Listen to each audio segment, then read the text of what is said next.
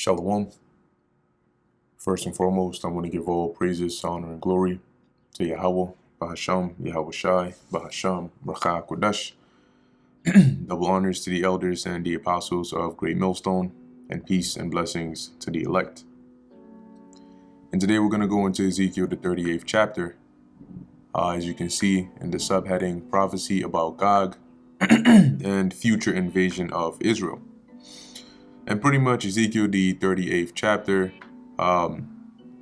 it's prophetic, and it's in a nutshell Ezekiel's prophesying about, well, in this time, modern day Russia coming against the land of Israel, okay, and also the U.S., but primarily Israel in this Third World War, okay. So that lets us know that as as these tensions unfold, eventually when World War III pops off, Russia, along with its other allies, all right, which includes Turkey and, the different various nations, even some of these African nations, are going to come against Israel in that war. Okay, now, for a good couple of chapters in here, the Lord has had Ezekiel prophesy concerning a lot of these events that are, more prophetic from his time. Okay. So, let's keep that in mind as we go through this chapter. And keep in mind, Ezekiel's still, he's still in Babylon at this time. All right, just to lay the context of the chapter. So this is Ezekiel chapter 38, verse 1. And the word of the Lord Yahweh came on to me, saying, Son of man. So if you noticed, in a lot of these chapters, it starts off with the prophet letting you know the word of the Lord came on to me, saying, right? And the Lord tells the prophets what to say. So that's how, and then it's written down, it's scribed down for our learning in this time. So that's how these prophets were, either by this way or by a vision or a dream. But this is mainly how they received information concerning what would happen in the future. They didn't just sit down under an oak tree one day and then just pulled it out of thin air and then decided to make things up. Okay, because only the Most High is the creator. So he, as the scriptures tell us, declares the end from the beginning. And if he declares the end from the beginning, it's similar to, like a content creator writing the story, of a book or a movie, the script for it. He writes the whole entire thing, and then he knows what's going to happen at the end because he wrote it. So he can then give somebody else the inside scoop and say, oh, yeah, by the way, this is what's going to happen. This is what's going to happen, yada, yada, yada. Cool. So this is Ezekiel 38, verse 2. Son of man, set thy face against Gog, the land of Magog, the chief prince of Meshech and Tubal, and prophesy against him. So now we got to address and deal with Gog, / the land of Magog. So where is that, and who is that referring to? Now, I pulled up a couple of ancient maps here, which when we're dealing with Gog, it's talking about Russia. Okay, however, when you pull up these ancient maps, always keep in mind that they are, let me zoom out a little bit. They are an approximation, right? Because it's not easy to be able to pinpoint exactly where certain locations that were named or mentioned a very long time ago, exactly where they are. So you get at best approximations, okay, but that's still enough for us to work with for our purpose here. So when you look up some ancient maps of Magog, okay, because it says prophesy against Gog, right, but in the land of Magog. So when you look up that ancient maps of Magog, you can see here, right? This is an ancient map here. And you can see Magog is up here, which is modern day Russia. Okay, when you look up, here's a map right here that we can take a look at. You can see this whole red part here, which is Russian territory. It comes down all the way to south of Russia, right? Which is right here. Okay. Bordered on the east side by the Caspian Sea, and then you can see Turkey here on the bottom left. Okay, you can see Azerbaijan, Armenia, Georgia, Iran, and all of that good stuff, right? So if you look back at this map here, you can see Magog. If this is Turkey, okay, and right around here is where you have like Georgia and Azerbaijan and Armenia. Magog would be Russia, okay? And if you also look in another map right here, another ancient map, you can see they placed Magog right up here as well. Okay, however, in this map, the location of Gomer and Togarma is also slightly skewed, slightly different. Okay, but for our purpose, as we mentioned, identifying who or where Gog is, this should suffice. So the Lord is telling Ezekiel to prophesy against Gog, right? The land of Magog, and say what exactly? Say the chief prince of Meshach and Tubal, and prophesy against them, and say, Thus saith the Lord Yahweh, Behold, I am against thee, O Gog, the chief prince of Meshach and Tubal. Now, mind you, because this chapter is prophetic, this Gog here, because you may say, well, but Magog was a son of Japheth. However, this isn't talking about the actual original, people of that land. Okay, it's talking about the modern day inhabitants of that land, which is dealing with Russia. Okay, so verse 3 says here, and say, Thus saith the Lord Yahweh, Behold, I am against thee, O Gog, the chief prince of Meshach and Tubal.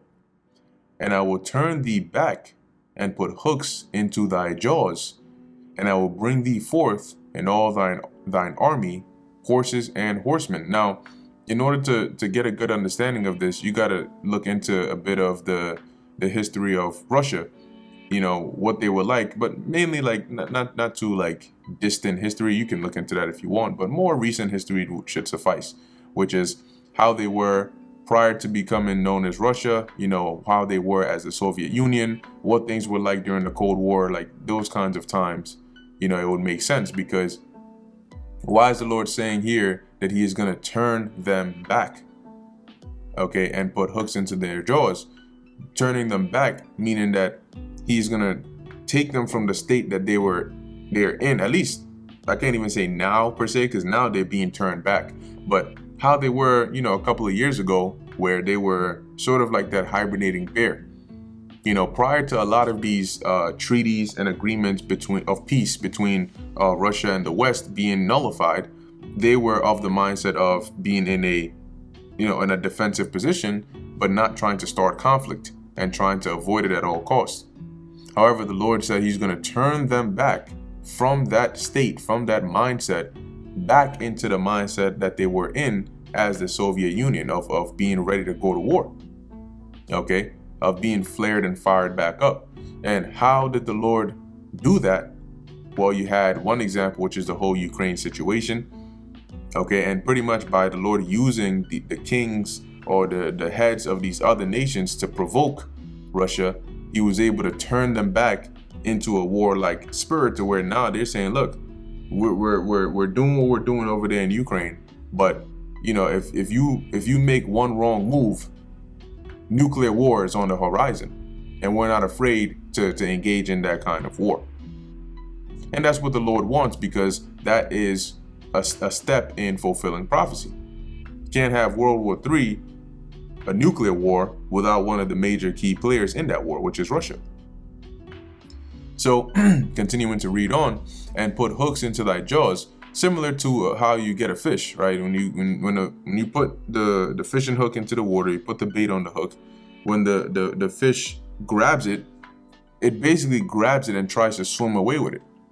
But the job of the hook is to basically hook the fish, and that way you can turn it back, you can reel it back towards you in the way you want it to go. So that's the analogy that's being used here. And I will bring thee forth and all thine army, horses and horsemen.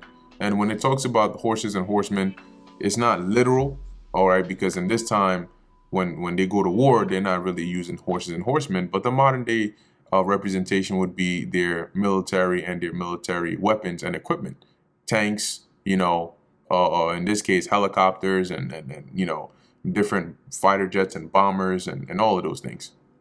Okay, that played like a similar usefulness as how the horses were back then, because horses in the ancient world were crucial to war. So it says, "And all thine army, horses and horsemen, all of them clothed with all sorts of armor, even a great company with bucklers and shields, all of them handling swords." So they're all going to have their weapons, which when you look at the kind of technology Russia's dealing with, it's you know, it's some pretty damaging and dangerous technology. Okay, they have a very strong and vast military. So the Lord is saying he's gonna put that spirit on them, and they're gonna come prepared for war with their armies. But not only them, all right, because then it goes on to list some other nations here that are gonna come along with Russia. And here you have Persia, which we know is modern day Iran. You have Ethiopia, which we all know where that is, and Libya with them. With who? With Russia. All of them with shield and helmet. Why are they going to have shield and helmet? Because they're also going to be prepared for war. Gomer and all his bands, the house of Togarma of the north quarters, and all his bands. And they're referred to as the north quarters because when you pull up a map, maybe you pull up a map like this, you can see from Israel, right? Generally speaking, these locations, these regions, even Meshech, Tubal, Togarma, and Gomer, these are all north. Okay, so like I said, the maps will slightly vary from the locations they place these, but you know, on a general sense, they sort of place it in a similar area. So you know, these nations like you see here, like we looked at Armenia, we looked at Azerbaijan, we looked at Turkey, okay, and all these sort of neighboring nations, Iran, okay, some of these African nations, they're all going to come, as it says here, and all his bands, the word bands meaning armies or soldiers or troops, okay, and many people with thee. So you're going to have Russia and their armies along with these nations right here and their armies are all going to be coming along with Russia. So that tells us that regardless of the state of the world today, when this war does pop off to where this prophecy is being fulfilled, these nations are going to be on the side of Russia. Verse 7, "Be thou prepared, and prepare for thyself." Speaking of Russia, right? "Thou and all thy company that are assembled unto thee, and be thou" what? "A guard unto them." If you're a guard unto them, that means that they are allied with you. But why is Gog or Russia here being told to be a guard unto them? That is because Russia would be considered the greatest superpower of these nations that are mentioned here. Verse 8, "After many days thou shalt be visited, in the latter years thou shalt come into the land that is brought back from the sword."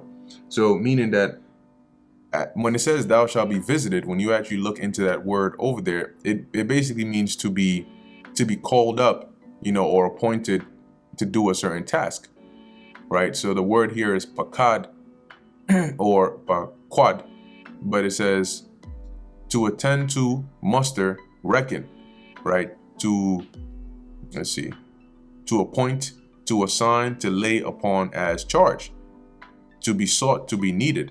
So in the latter years, or as it says here,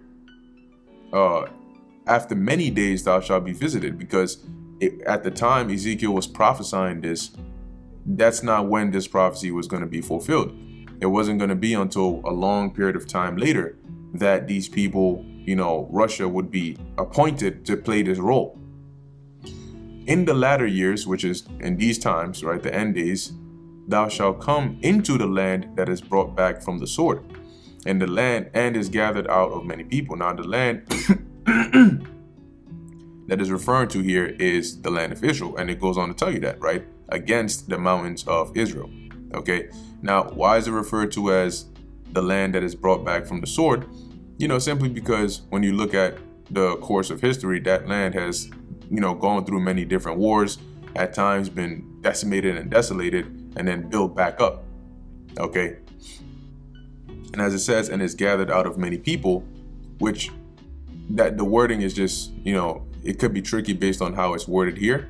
But when you read it in other translations, you get the sense it's pretty much saying that the inhabitants, okay, are a gathering of many different people.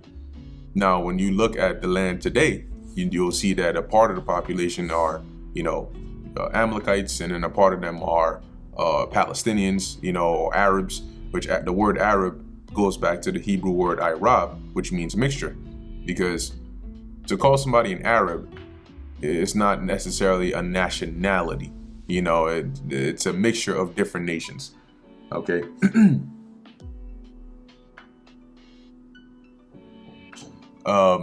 So where we at? It says here, against the mountains of Israel, which have been always waste, right? And once again, going back to that point, being often destroyed or having gone through that war, that destruction of war, and then being built back up.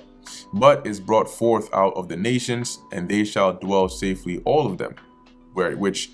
How are they dwelling safely? Now, when you look at how it is that these people, like the modern day inhabitants, as the scriptures say, a bastard shall dwell in Ashdod.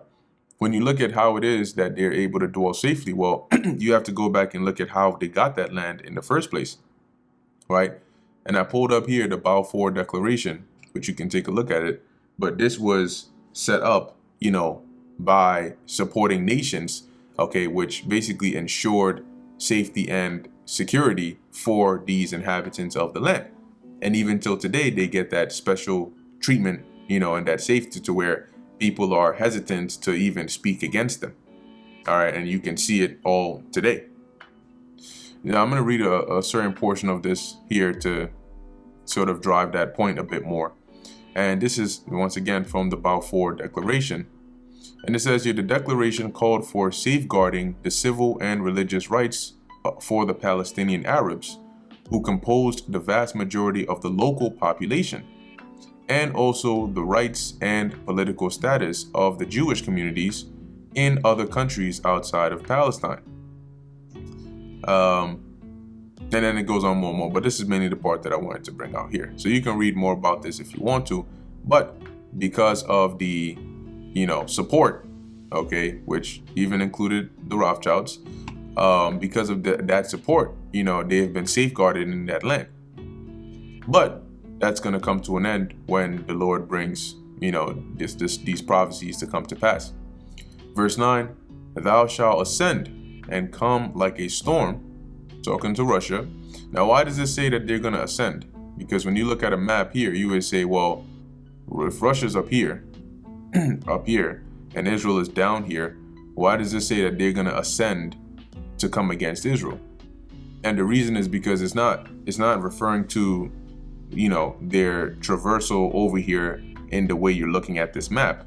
But actually, if you were standing here, in real life, and you were to come towards here, the closer you got up to Israel, the higher you would have to go, because Israel is a hill country, so in terms of altitude, it's higher than, the regions around it. So you actually have to ascend to come up here.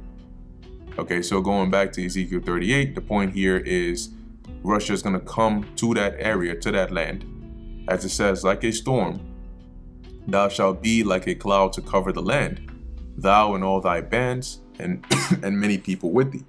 And this is a metaphorical way of emphasizing or putting emphasis on the the size of their army that they're going to bring. That's why it likens them onto a cloud that's covering the whole land, or a storm.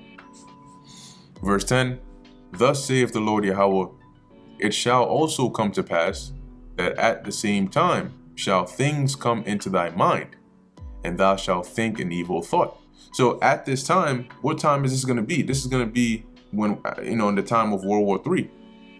There's no way Russia is gonna have Turkey and all these different Iran and all these nations along with it, with their armies coming down to invade the land of Israel, and you're not in World War III.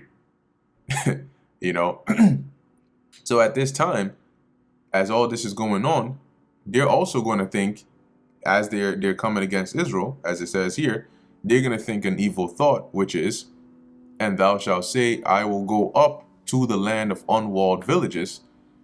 The land of unwalled villages is referring to America. Okay. Now, I'm sure I don't need to explain why it's considered the land of unwalled villages, because in the modern day, the walls of a village or of a country would be its borders. And today, you can even see a perfect example as to why it would be referred to as a land of unwalled villages, as you've had over 7 million people come up into the country through their unsecured borders, carefree, coming in and leaving. Okay. And why are they going to come against the U.S.? Well, you can see what's happening today, right? The U.S. is sort of just like, tied at the hip with Israel. So if Israel is involved in something, the U.S. is going to be involved in it as well. And that means if Russia is coming against Israel, Russia is going to be coming against the U.S. as well. So it says here, I will go to them that are at rest, that dwell safely, which highlights the attitude of the, American people, which is, a lack of sense of urgency or security because of their false sense of security, right? So they think that, we'll be good, or this can never happen over here. So they're in that mindset, okay, of being at rest. All of them dwelling without walls and having neither bars nor gates. Now, the main way that Russia is going to do this is by, in that war, using their nuclear capability to attack this place. However, it's very possible as well that they can do this they can also do damage from the inside. Okay, because right now, if you're a country that sees the potential, like you're like, yo, it looks like we can potentially end up at, in a conflict with this nation right here, and their borders are open. Who wouldn't think to send, their personnel into that country to invade that country and position themselves to be in a place that can be used when needed, right? So, it's very possible that with the unsecured border, that not just Russia, but other countries as well that are adversaries to this place could send, troops or, for lack of a better word, plainclothes informants into the country to be in a position to where it can be advantageous for that nation if they end up having to go to war. Verse 12, to take a spoil and to take a prey, to turn thine hand upon the desolate places that are now inhabited. So now it's just jumping back, talking about Israel. And upon the people that are gathered out of the nations, which have gotten cattle and goods that dwell in the midst of the land. And similar to like we read, similar to verse 8, okay, it's being re-emphasized here in verse 12 to say that Russia is going to come to take a spoil and to take a prey, which happens when you go to war and you win, right? You take over a nation or a people, you take the goods of that people as a spoil or a prey. Okay, and it's referred to as the desolate places that are now inhabited, another way of saying the land that is brought back from the sword. Okay, once again, with the people that are gathered out of the nations.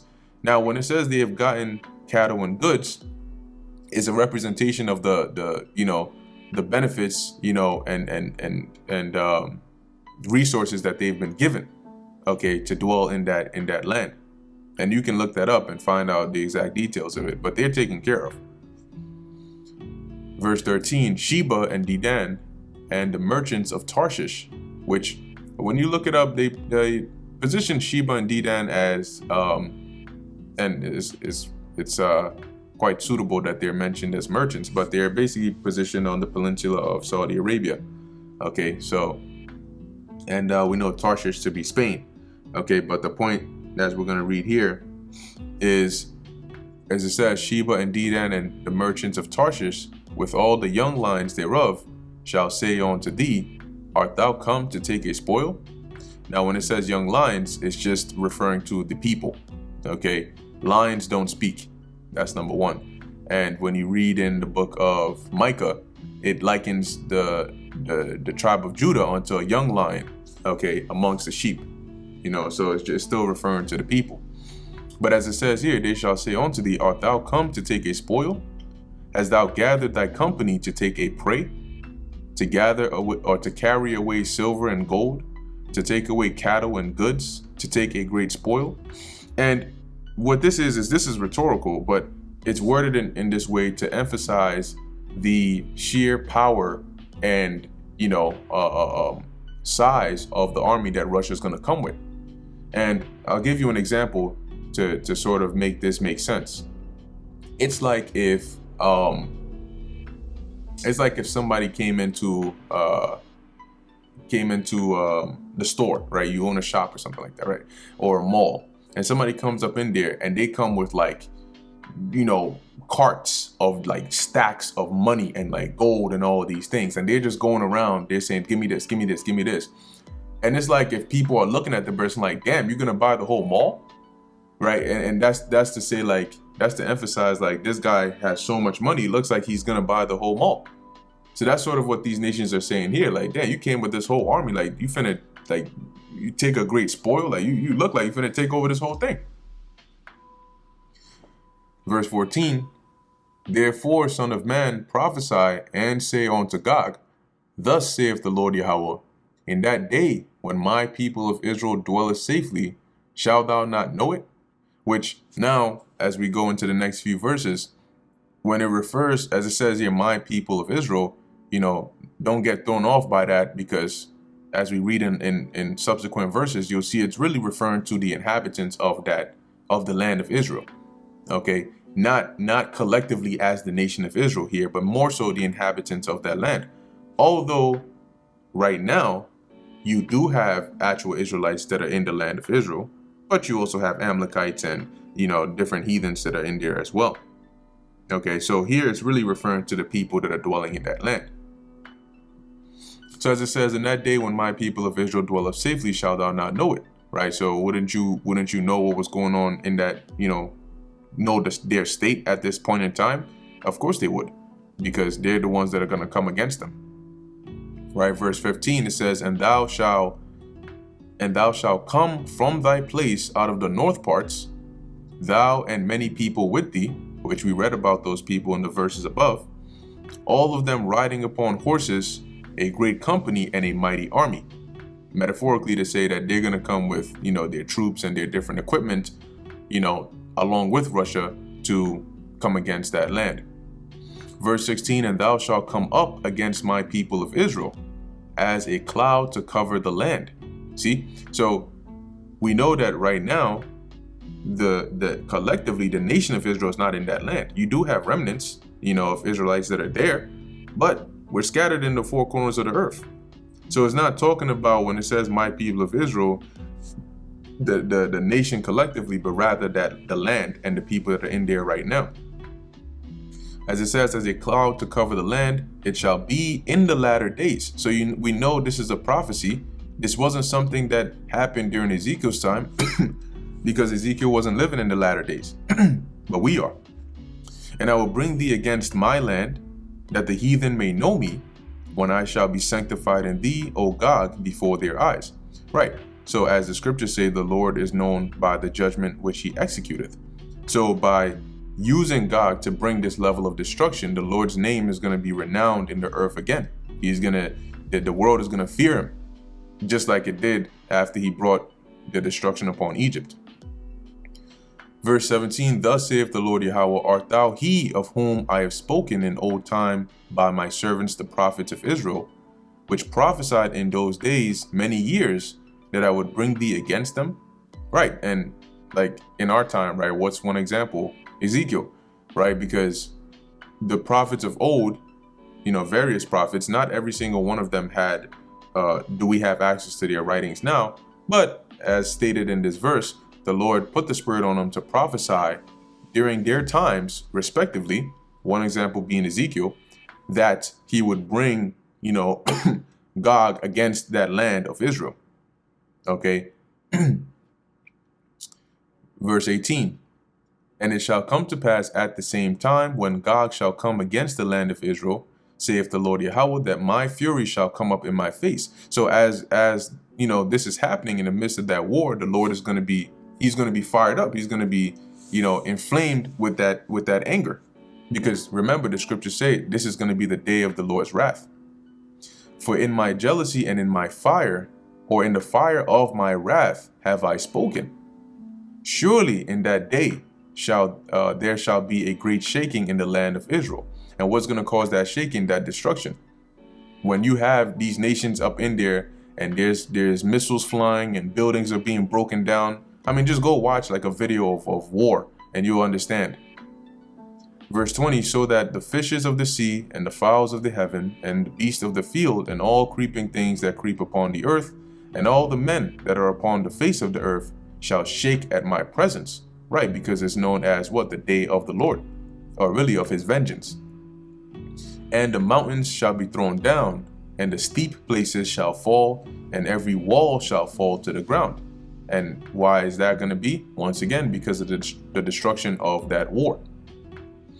And I will call for a sword against him throughout all my mountains, saith the Lord Yahweh. Every man's sword shall be against his brother. So now, keep in mind that though the Lord is going to use, he's going to use Russia to do this, to accomplish this task, he is still going to bring judgment upon them as well. As it says, he will call for a sword against him, referring to Gog. Okay. And as it says, every man's sword shall be against his brother. So at some point, they're going to start fighting amongst themselves. Verse 22, and I will plead against him. Now, when it says plead, it doesn't mean, like plead for mercy, like beg. But the word here means to judge. Okay. You can see the word here in the Hebrews, shapat, which means, as it says here, to judge, to vindicate, to punish, or to execute judgment. So when the Lord says he's going to plead against him, meaning he's going to bring judgment upon them with pestilence and with blood, and I will rain upon him and upon his bands, his armies, and upon the many people that are with him, an overflowing rain and great hailstones, fire and brimstone. So that's going to be what? The missiles and also the lasers from the chariots, because at this point, Yahweh Shai and the angels are also going to make their appearance, during this time of World War III. And the precept here is also Revelation, the 20th chapter, which right around the 8th, 9th, 10th verse, around there, it talks about the Lord, bringing fire from heaven upon Gog. Verse 23, thus will I magnify myself and sanctify myself, and I will be known in the eyes of many nations, and they shall know that I am the Lord Yahweh. So basically, the Lord is going to, in a nutshell of a recap, the Lord is going to bring Russia and these nations against Israel and the U.S., and he's going to use them to bring destruction upon that land, and then he's going to bring destruction upon them. So when it's all said and done, the whole world is going to know that this is the workings of Yahweh Ba'asham Yahweh Shai, and they're going to fear. And that's pretty much the end of Ezekiel, the 38th chapter. So with that, I'm going to end it here. Lord willing, that was edifying to the elect. In closing, I want to give all praises, honor, and glory to Yahweh Ba'asham Yahweh Shai Ba'asham Rachak Wadash. And until next time, Shalom.